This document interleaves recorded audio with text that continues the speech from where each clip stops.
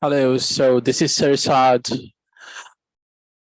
This is Sir Saad, and you are very welcome in lecture number 2 of Learn English with Sir Saad.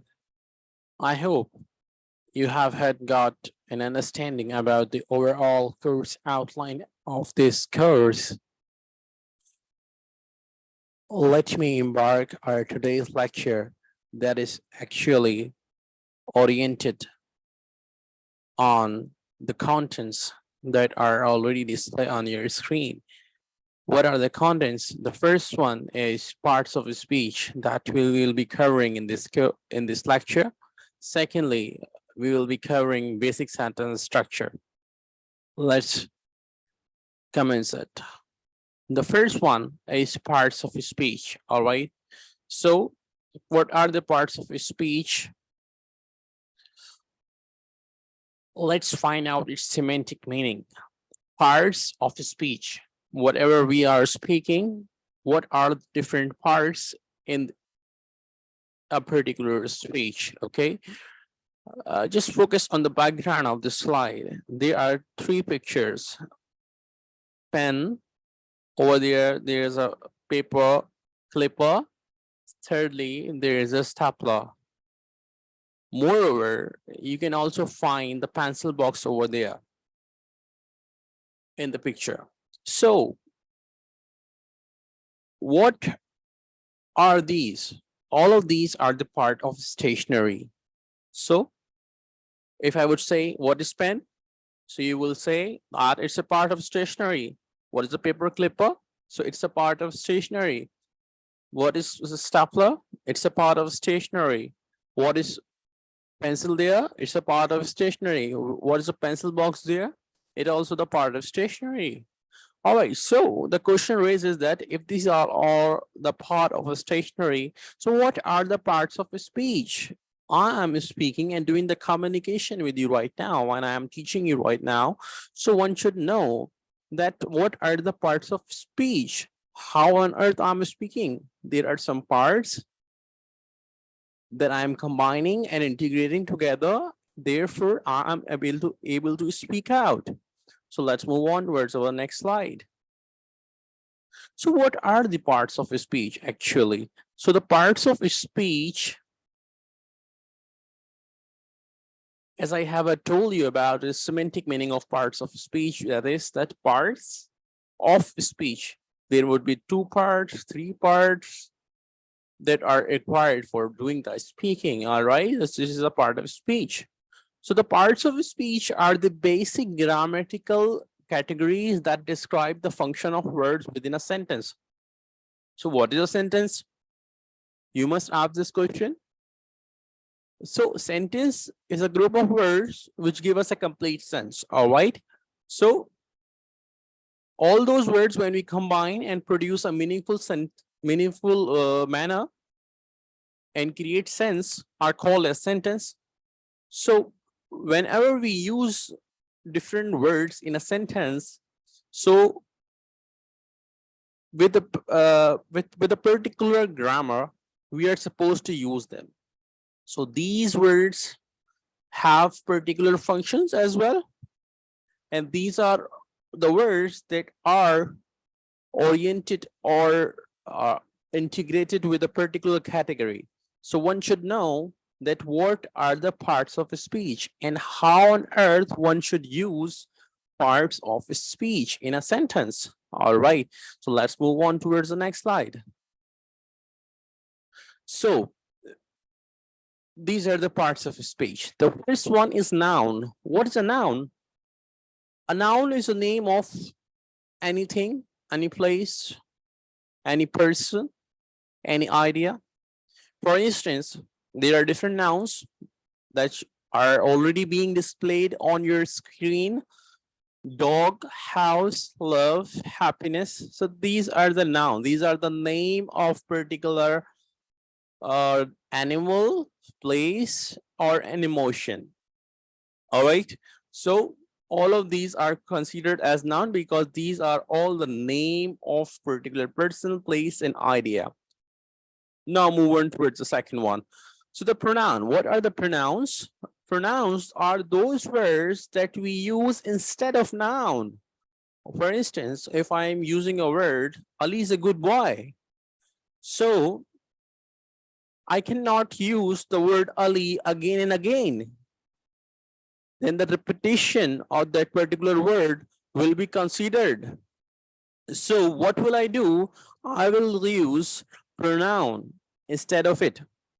What is the pronoun that I can use for Ali? It's he. So if there is a girl over there whose name is Sarah, she is good and intelligent, a student of a class. So I cannot use the word Sarah again and again. I'll use the word she rather than using a word Sarah again and again. Thirdly, it for non-living things. We'll use it for defining non-living things and also with the animals as well. So when there is a collective noun, so Sarah and Ali, I'll combine both of them. So what will I use? They. They are the good student of class. Rather than using Sarah and Ali again and again, I'll use the word they. So the words that we use instead of noun are called as pronoun. What is the third one? It's verb. So what is a verb? Verb are all those actions that we actually perform in our daily life. So what do we mean by action? Actions are the movements. For instance, you are drinking a glass of water right now. So you are producing an action. You must need a glass of water. You'll have to pick a glass of water, then you'll have to drink it. There is an action that is being going on. Secondly, if you are eating something, there must be an action that's going on. Then thirdly, if you're sleeping, that it means the action is already been going on, that you are doing a particular work. All right, so these all are the examples of verb. We will further discuss these all in our next slides as well. So let's move on towards the next fourth one. So what are the adverbs? So firstly, you have got the understanding of verb.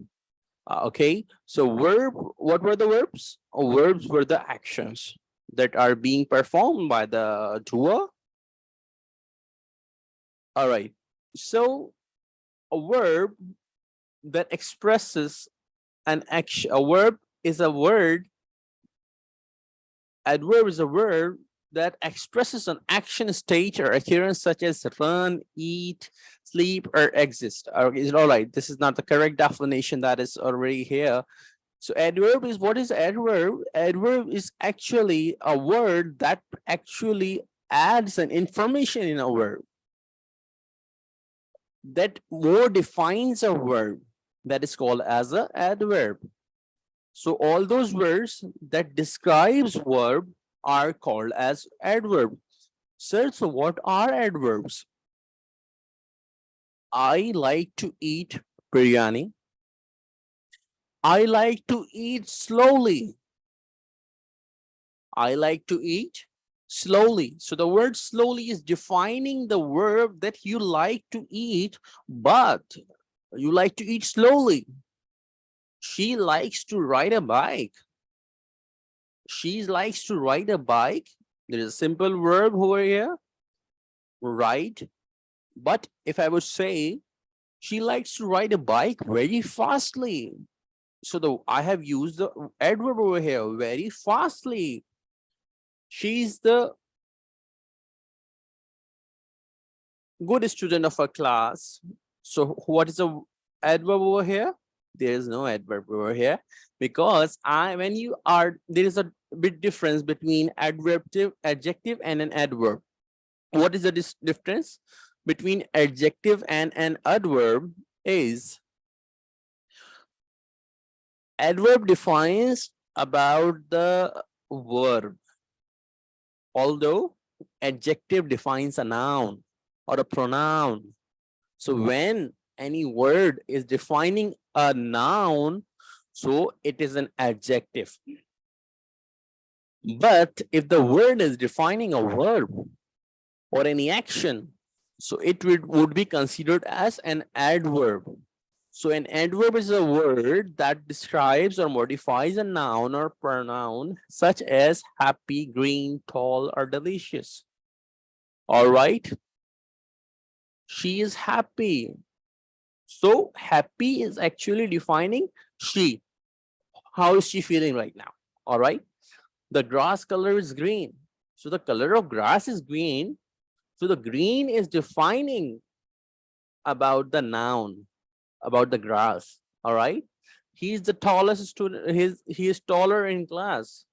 So taller is defining that he is taller. All right. So when your main focus is on noun, then you are defining the noun. It means you're describing the noun. So you are using an adjective.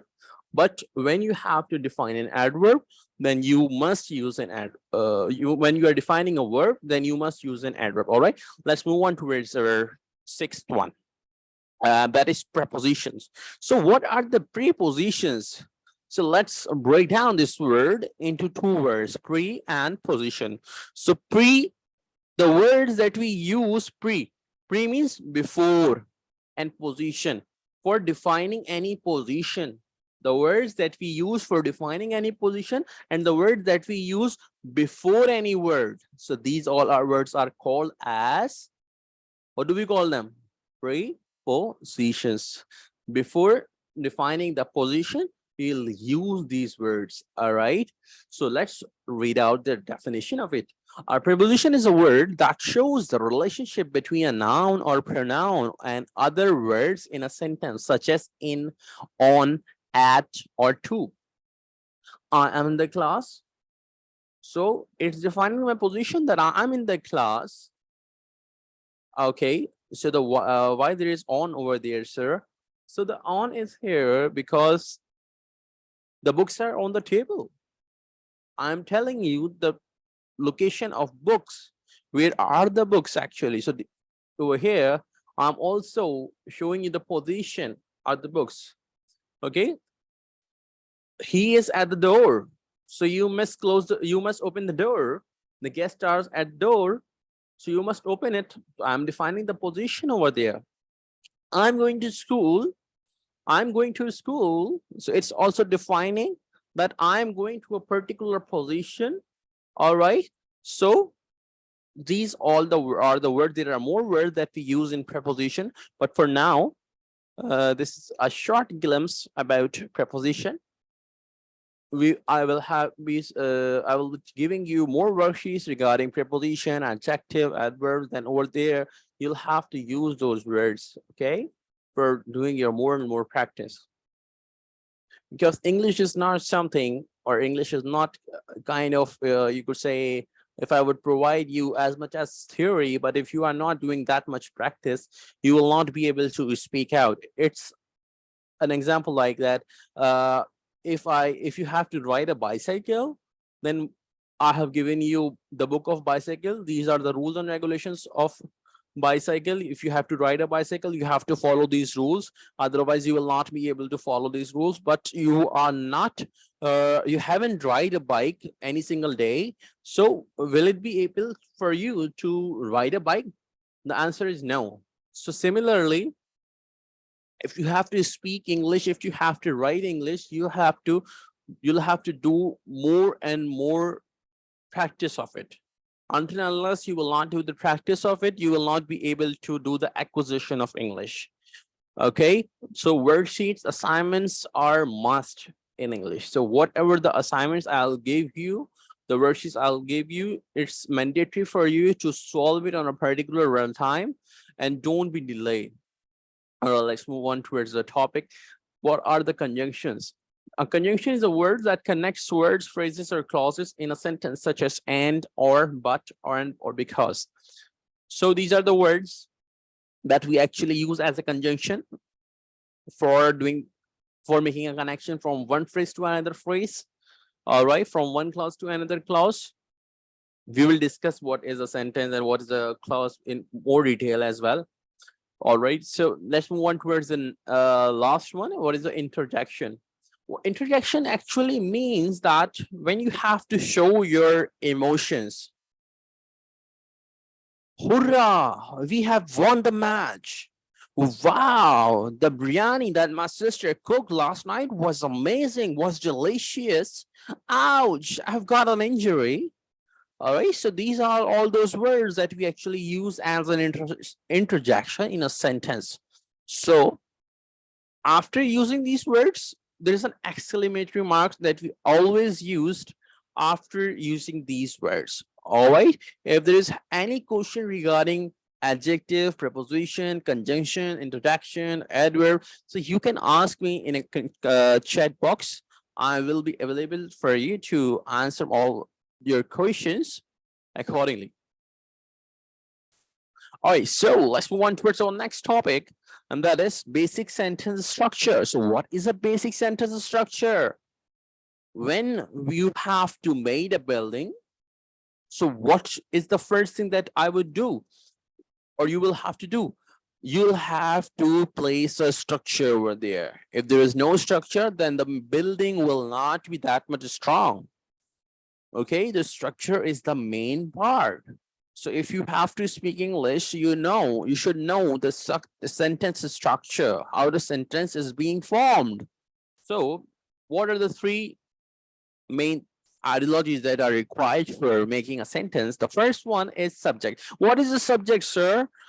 Subject is actually termed as doer of an action. Anyone who is performing any action. All of those agents are called as subject. Sir, so what is the definition of subject? The definition is simple. Subject is very simple. Doer of an action.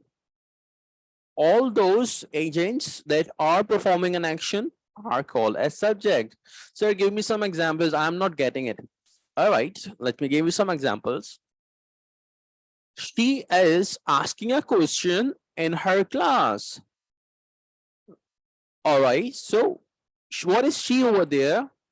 She is the subject because she is performing an action. All right. Ali is playing football in a football ground.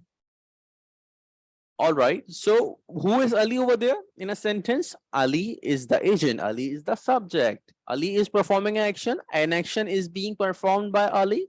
So Ali is the subject, doer of an action. In short and concise, you can remember what is subject, doer of an action. Someone would ask to you later that what is a subject? Can you please define the subject so you can easily, you don't have to cram it. This is not the definition that you have to cram. Just you have to make a concept that doer of an action is called as a subject. Secondly, what is a verb? Any action or movement. I have already discussed about the verb. She is drinking a glass of water. So what is she over there in a sentence? It's subject. What is drinking in this particular sentence? This is an action, so it should be termed as a verb. All right, let's do some more examples. It's raining. It's raining. So what is the subject?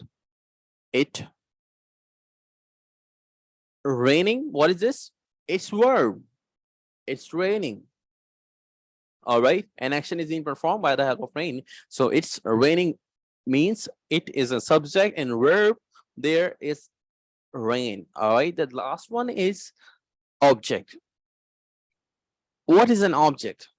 In a short and concise sentence, I'm giving you a definition. The receiver of an action is called as object. All right, so the receiver of an action, and short and precise, receiver of an action is the object on which the action is being received is called as object. You don't have to cram or memorize this whole definition. I'm giving you a short and concise one. The receiver of an action is called as object. Okay, so what is the object? Okay. I am reading books. I am reading books. So reading over here is a verb. Books are the object because Receiving of the action is being done on books. If I would not be having the books, so what on earth should I have to read? So what is the subject? I am reading books. So I is the subject, reading is the verb, and object is, I have already told you, that is book. Okay, so how many types of subjects do we have? So there are simple subjects, compound subjects, gerund subjects, and implied subjects. So what are the simple subjects, sir? I don't have any idea about it. All right, no worries. You are in the class of Sir Saad, and you will get to know all of the answers of the adversities that you are facing. Don't worry, student. Okay, so the simple subjects are those subjects that are mainly noun or pronoun in a sentence. The example is the dog barked loudly. So the dog is a simple subject. It's a single subject. It's a simple subject. All right. Secondly, the compound subject. A compound subject is the semantic meaning of compound is more than one. All right. So similarly over here, we will apply this analogy. A compound subject is made up of two or more simple subjects that share the same verb. So example is John and Jane went to the store. So when we combine two simple subjects together, then we will form the compound subject. Gerund subject. Gerund subject is a verb form that ends in ing or is used as a noun in the sentence. So the example is swimming is my favorite hobby. So what is the subject over here? It's swimming.